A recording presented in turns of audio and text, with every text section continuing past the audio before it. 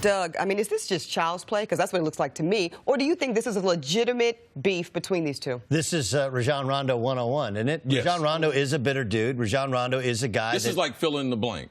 Rondo is instigating something with Isaiah. Yeah, the embarrassing part is the fact that Isaiah Thomas got thrown out of the game. Like, what game are you watching? And I understand if you're an official, you're just like, hey, these two have beef, but we have no time for it. But if you go back and you watch, it was all instigated by Rajon Rondo. Like, he was trying to get under Isaiah Thomas's skin. And to Isaiah Thomas's credit, he didn't take the bait. He wasn't throwing bows, right? All he was simply trying to do was run a play, and Rondo kept instigating, and it gets them both ejected. Now, look, it should be pointed out that Rondo played spectacular basketball for the Bulls in the playoffs when they're up 2-0, and had he not gotten hurt, the Celtics might not have made a run to the Eastern Conference Finals. Okay, these are all facts. And Rondo was great when he was with the Celtics, and they won a title. Yes. But this is also the problem with Rondo. This is why he's the Chucky Brown of the NBA. Chucky Brown's a great dude, but Chucky Brown played for like 13 teams. That's what Rondo's working on, because he wears out his welcome. He thinks he's a tough guy. He's like Kevin Garnett without Kevin Garnett's game, right? He just constantly wants to try and rattle the cage of the opponent, and in this particular case, he ruined the game. Now, I know the Pelicans won because it doesn't matter, but that's a bad look for the NBA and NBA officiating to eject the wrong guy. It definitely was, but Rondo, you bring up good points. This is who Rondo is. But this is a big game for the Pelicans. Yeah. I mean, they're one game ahead of the Clippers, one game ahead of Utah as far as that last spot. So you don't want to get thrown out of a game. Now, I can understand. Risky, yeah. And stop being petty. Now, he was at the tribute with his boy Paul Pierce. I can understand all that. I can understand he played with the Celtics. Yeah. But now you're with the Pelicans.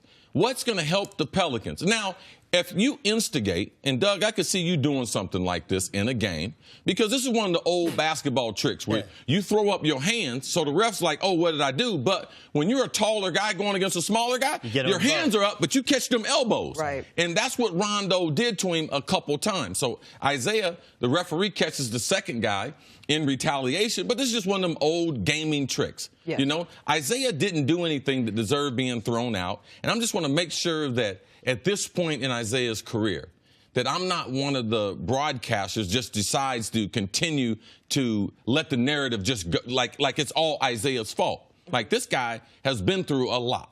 He tried to play with an injured hip. Yep. His sister passed away. Absolutely. Playing with that injured hip ended up getting him traded away. He's in the last year of his deal. He's never made big money, NBA money. So all that pressure, and now being on his fourth team after he thought he had a home in Cleveland. So there's a lot of other things. I thought Isaiah did only thing that he could do in this instance, and he shouldn't have been thrown out of the game. Okay, let me make this point, because I hear both of y'all, and technically, let me say I think you're both correct. IT was not in the wrong in this particular instance. He should not have been ejected along with Rondo. But let's go back to the conversation earlier in the week about narratives, okay? You say the point, Cris Carter, I agree. You don't want to be a broadcaster continuing a particular narrative that's problematic around Isaiah Thomas. Mm-hmm. But I see it a little different.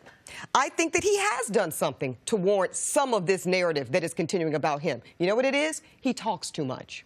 He simply talks too much. I think when you go on Instagram and you like, you know, the shade thrown at your former teammates, you're making comments after the game, you're opening yourself up to be a target for some of this taunting and instigating that's happening to him. First of all, I agree with you. It's a good point.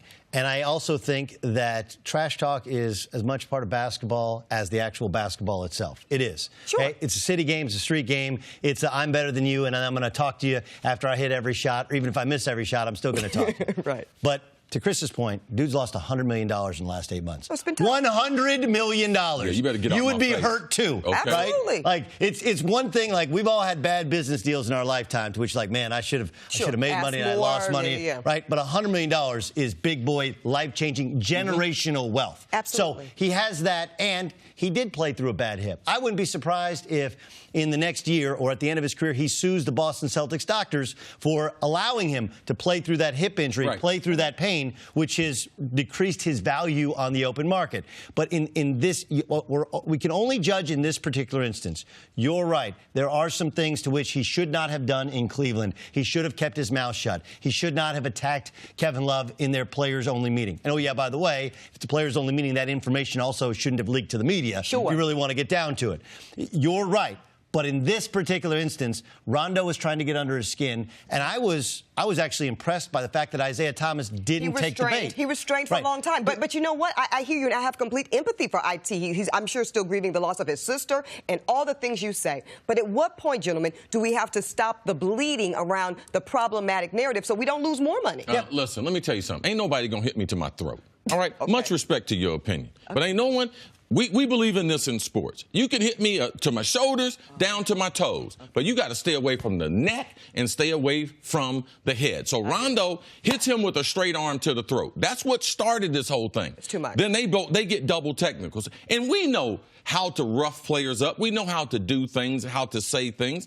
And we can't restrict IT at 5'8". What else do you have in the NBA? If you can't talk trash in the NBA at 5'8", what the heck? How are you going to make a living? So here's what should have happened. Okay, here's how it really works in basketball. Is somebody comes at IT. Whoever the biggest dude is on the floor comes and cleans up Rajon Rondo. Yes. And he sets the screen, and the same thing Rondo does. Charles Oakley. Yes. Let's go. And one of the problems with the Lakers is they got too many young dudes who don't know that that's what you're supposed to do, and too many nice dudes. Brook Lopez is the nicest dude in America, but he's also 7 feet tall, 260 pounds. He needs to come and screen and clamp, and that's how you take it. Just like the brushback pitch in baseball, this is how we take care of things in basketball. The officials did not let it get to that point because they didn't want it to escalate, but I think that's what is missing from the Lakers. It shouldn't be Isaiah Thomas can protect himself with his mouth, but the biggest dude on the floor has to clean that action up, and the only way to shut Rajon Rondo up is with a slightly illegal screen where you try and detach his lung. That's how you do it. Now, IT, he does have to change the narrative. So at that point, I do agree with you.